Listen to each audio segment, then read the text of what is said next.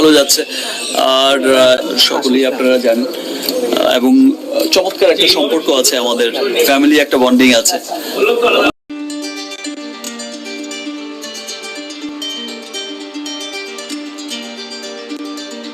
হঠাৎ করে বুবলির বাসায় উপস্থিত হলেন ডালিউডের king Shakib Khan.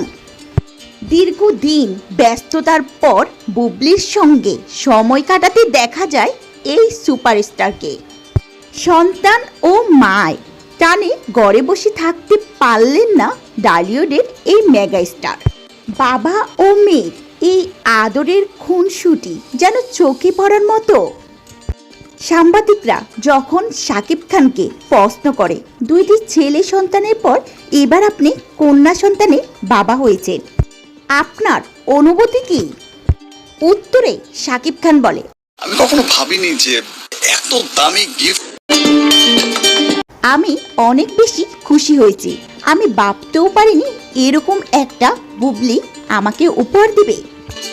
ডালিউডের mega star Shakib খানের মেয়ের প্রতি এই ভালোবাসা দেখে প্রমাণিত হয় যে বাবারা সব সময় মেয়েদেরকে বেশি ভালোবাসে। এ নিয়ে বুবলি বলেন, শাকিব খান এখন ছেলেদের থেকে মেয়েকেই বেশি ভালোবাসে। মনে হয় না যে এটা কোনো কিছু, কারণ সে বীরকে অনেক ভালোবাসে বাবা হিসেবে, এবং সে বাবা হিসেবে খুব তবে বুবলি আরও বলেন, আমি তাকে মাঝে মধ্যে দেখলে চিনতে পারি না। হঠাৎ করে মনে হয় এই মানুষটাই কি সে মানুষ যে এই কথাগুলো বলেছিল। হয়তো মাঝে মাঝে হয়তো মন খারাপ করে বা হয়তো অভিমান হয় কিছু জিনিসে, বা হয়তো মাঝে মাঝে আমি কথাটা এর আগেও বলেছি যে আমি ওনাকে অনেক সময় মেলাতে পারি না, যে এই মানুষটাই যখন আমি হয়তো দেখছি সামনে, যে এই মানুষটা কি সেই মানুষটা যেভাবে বলেছিল। কন্যা সন্তান সংসারে সুখ শান্তি এবং পরিবারে বরকত নিয়ে আসে। তবে কি সাকিবের এই মেয়েটির মাধ্যমে বুবলির সাথে দীর্ঘদিনের পাটল সম্পর্ক আবারও জোড়া লাগতে যাচ্ছে?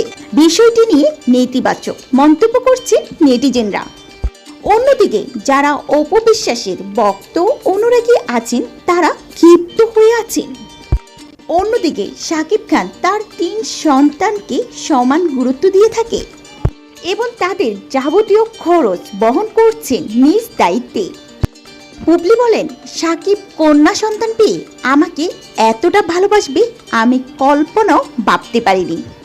আপনারা সবাই জানেন মাঝখানে শাকিবের সঙ্গে আমাদের সম্পর্কটা বেশ খারাপ ছিল, অনেক টানাপোড়েন গেছে আমাদের দুজনের মাঝে।